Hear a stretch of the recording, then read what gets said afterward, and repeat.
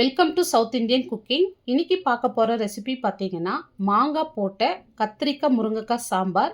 இந்த சாம்பார் பர்ஃபெக்டாக செய்கிறதுக்கு நிறைய சீக்ரெட் டிப்ஸு சொல்ல போகிறேன். அதனால் வீடியோவை ஸ்கிப் பண்ணாத பாருங்கள். நம்ம வீடியோக்குள்ளே போகிறதுக்கு முன்னாடி நம்ம சேனலை சப்ஸ்கிரைப் பண்ணாத பார்த்துட்டு இருந்தீங்கன்னா சப்ஸ்கிரைப் பண்ணிவிட்டு பெல் பட்டனை கிளிக் பண்ணிங்க. இதை செய்கிறதுக்கு 150 கிராம் துவரம்பருப்பு எடுத்திருக்கேன். இந்த டம்ளருடைய அளவு பார்த்திங்கன்னா 100 கிராம் 1.5 டம்ளர் துவரம்பருப்பு எடுத்திருக்கேன். இதை வாஷ் பண்ணிவிட்டு 2 கப் அளவு தண்ணி சேர்த்துருக்கேன். இப்போ இதோட சின்ன வெங்காயம் ஒரு 7லேருந்து 8 சின்ன வெங்காயம் சேர்த்துக்கலாம். இப்போ நிறைய வெங்காயம் சேர்த்துறாதீங்க, பருப்பில் சாம்பார் டேஸ்ட்டு மாறிடும். இப்போ இதோட 10லேருந்து 15 பல் பூண்டு சேர்த்துக்கிறேன். இது கூடவே ஸ்மால் சைஸ் தக்காளியாக ஒரு தக்காளி எடுத்து இந்த மாதிரி 4 கட் பண்ணிவிட்டு சேர்த்துங்க. 1/4 ஸ்பூன் மஞ்சள் தூள், 1 ஸ்பூன் குக்கிங் ஆயில் சேர்த்துங்க. ஆயில் சேர்த்திங்கன்னா பொங்கி வராது. இப்போ இதோடு கொஞ்சமாக கருவேப்பிலை கொத்தமல்லி சேர்த்து பாருங்கள். பருப்பு வெந்து வர சொல்ல இந்த பருப்புடைய வாசனை ரொம்பவே சூப்பராக இருக்கும். இப்போ குக்கர் மூடி போட்டு 4லேருந்து 5 விசில் விட்டு எடுத்துக்கிறேன். நான் உங்கள் குக்கர் தகுந்த மாதிரி நீங்கள் விசில் விட்டு எடுத்துங்க. இப்போது ஒரு பேன் வச்சுட்டு ஆயில் சேர்த்துருக்கேன். ஆயில் சூடே இருந்தோம் 1/2 ஸ்பூன் கடுகு உளுந்து, இப்போது ஒரு காஞ்ச மிளகாய், ஒரு பச்சை மிளகாய் சேர்த்துங்க. இப்போ இதோடு நல்லா ஃப்ரெஷ்ஷாக ஒரு கொத்து கருவேப்பிலை சேர்த்துக்கலாம்.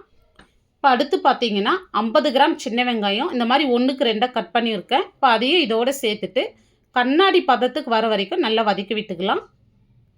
இப்போ பார்த்தீங்கன்னா தெரியும், இந்த அளவுக்கு நல்லா வதங்கியிருக்கு பாருங்கள். இந்த அளவுக்கு வதங்கினா போதும்.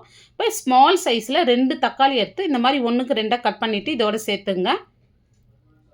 இப்போ தக்காளி நல்லா வதங்கி வந்திருக்கு பாருங்கள். இப்போ நம்ம கட் பண்ணி வச்ச காய்ங்களாம் இதில் சேர்த்துடலாம். இப்போ நான் கத்திரிக்காய், முருங்கைக்காய், மாங்காய் எடுத்திருக்கேன். மாங்காய் இப்போ சேர்க்கக்கூடாது. முருங்கைக்காவும் கத்திரிக்காவும் மட்டும் இப்போ சேர்த்துடலாம் இதில். இப்போ இந்த ஆயிலே நல்லா ஒரு 2 நிமிஷத்துக்கு வதக்கி விடலாங்க. இப்போ இதுக்கு தேவையான அளவு உப்பு மட்டும் சேர்த்துடலாம். இப்போது உப்பு சேர்த்துட்டு ஒரு 2 நிமிஷத்துக்கு மீடியம் ஃப்ளேமில் நல்லா வதக்கி விடுங்க. இப்போ இது நல்லா வதங்கி வந்ததோ நான் வீட்லேயே அரைச்ச சாம்பார் தூள் எடுத்திருக்கேன். இப்போ இந்த சாம்பார் தூளில் நான் 3 ஸ்பூன் சேர்த்துக்கிறேன். உங்கள் காரத்துக்கு தகுந்த மாதிரி நீங்கள் சில்லி பவுடர் சேர்த்துங்க. இப்போ இந்த மிளகாத்தூள் இந்த ஆயிலே நல்லா மிக்ஸ் பண்ணி விடுங்க. நல்லா ஒரு 1 நிமிஷத்துக்கு இந்த ஆயிலே நல்லா வதங்கி வரட்டும் காய். 1 நிமிஷத்துக்கு அப்புறம் இப்போ தேவையான அளவு தண்ணி சேர்த்துங்க. தண்ணி பாருங்கள், நான் இந்த அளவுக்கு சேர்த்துருக்கேன். ஒரு 1 லிட்டர் தண்ணிக்கு நான் சேர்த்துருக்கேன். இப்போ மூடி போட்டு காய் நல்லா வேகட்டும். இப்போ குக்கர் லிட்டு ஓப்பன் பண்ணியிருக்கேன். பருப்பு 4 விசில் விடும், நல்லாவே வெந்திருக்கு. இப்போ இந்த மாதிரி மேஷர் இல்லைனா மத்து வச்சு நல்லா மேஷ் பண்ணி எடுத்துக்கலாம். ரொம்ப குழ குழன்னு ஆக்கிடாதீங்க. ஓரளவுக்கு மீடியமாக மேஷ் பண்ணி எடுத்துக்கலாம். இப்போ மீடியம் ஃப்ளேமில் 7லேருந்து 8 நிமிஷமாக காய் நல்லா வெந்துட்டு இருக்கு. இப்போ பாருங்கள், இப்போ இந்த ஸ்டேஜில் நம்ம கட் பண்ணி வச்சு மாங்காய் சேர்த்துடலாம். முருங்கைக்காய் பாருங்கள் இந்த அளவுக்கு தான் வெந்திருக்கு. இப்போ மாங்காய் சேர்த்திங்கன்னா கரெக்டாக இருக்கும். நீங்கள் ஃபஸ்ட்டே சேர்த்துட்டா மாங்காய் கரைஞ்சிடும். இப்போ மாங்காய் சேர்த்துட்டு மீடியம் ஃப்ளேம்லேயே 2 நிமிஷத்துக்கு நல்லா வேகட்டும். இப்போ 2 நிமிஷம் கழித்து பாருங்கள், மாங்காய் நல்லா வெந்திருக்கும். இப்போ நம்ம வேக வச்ச பருப்பு சேர்த்துட்டு இப்போ குக்கர்லேயே கொஞ்சமாக தண்ணி சேர்த்து இதோடு சேர்த்துருங்க. இப்போ சாம்பாருடைய கன்சிஸ்டன்சி பாருங்கள். இப்போ சாம்பார் பார்த்திங்கன்னா ரொம்பவே திக்காக இருக்குது. இப்போ உப்பு ஃபஸ்ட்டு காயில் கொஞ்சமாக சேர்த்துருக்கோம். இப்போ கொஞ்சம் சேர்த்துட்டு தண்ணி நான் இன்னும் கொஞ்சம் சேர்த்துக்கிறேங்க. இப்போ சாம்பார் திக்னஸ் பாருங்கள், இந்த அளவுக்கு தான் இருக்கணும். சாம்பார் ரொம்ப திக்காக இருந்தால் டேஸ்ட் ரொம்ப கம்மியாக இருக்கும். சாம்பார் ரொம்ப தண்ணியாக இருந்தாலும் நல்லா இருக்காது.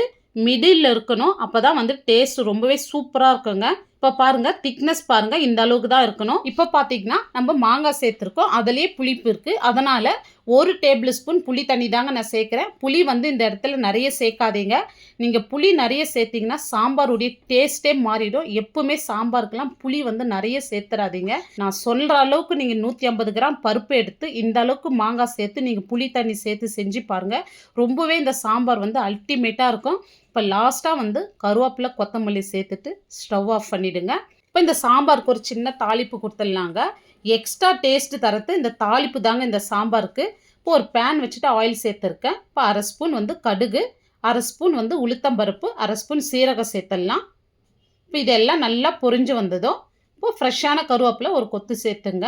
இப்போது ஒரு மீடியம் சைஸ் வெங்காயமாக நல்லா பொடியாக கட் பண்ணிட்டு சேர்த்துடலாம். இப்போ இந்த வெங்காயம் சேர்த்துட்டு நல்லா வதக்கி விட்டுக்கலாம். இப்போ வெந்தயம் நான் மறந்துட்டேன்.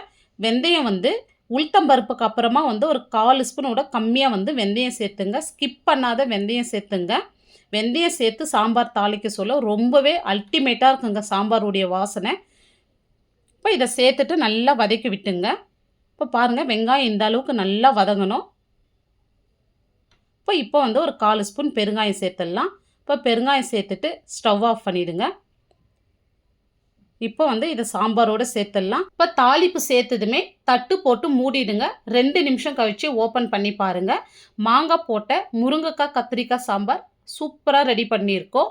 இப்போ ரொம்ப தண்ணியாக இல்லாத, ரொம்ப திக்காக இல்லாத, மிடில் இருக்குது பாருங்கள் சாம்பார். இப்படி இருந்தால் தாங்க சாம்பார் வந்து டேஸ்ட்டாக இருக்கும். இப்போ நம்ம மாங்காய் போட்டதுனால புளி தண்ணி பார்த்திங்கன்னா அளவாக சேர்த்துருக்கோம். எப்பவுமே சாம்பாருக்கு வந்து புளி வந்து அளவாக சேருங்க. சாம்பார் வந்து ரொம்பவே டேஸ்ட்டாக இருக்கும். இந்த வீடியோ பிடிச்சிருந்தா நான் சொன்ன அளவுகளோடு நீங்களும் இதே மாதிரி செஞ்சு பாருங்கள். செஞ்சு பார்த்துட்டு எப்படி வந்ததுன்னு உங்களுடைய ஃபீட்பேக்கை கமெண்ட்ஸில் சொல்லுங்கள். லைக் பண்ணுங்கள், ஷேர் பண்ணுங்கள். நம்ம சேனலை சப்ஸ்கிரைப் பண்ணாத பார்த்துட்டு இருந்தீங்கன்னா சப்ஸ்கிரைப் பண்ணிவிடுங்க.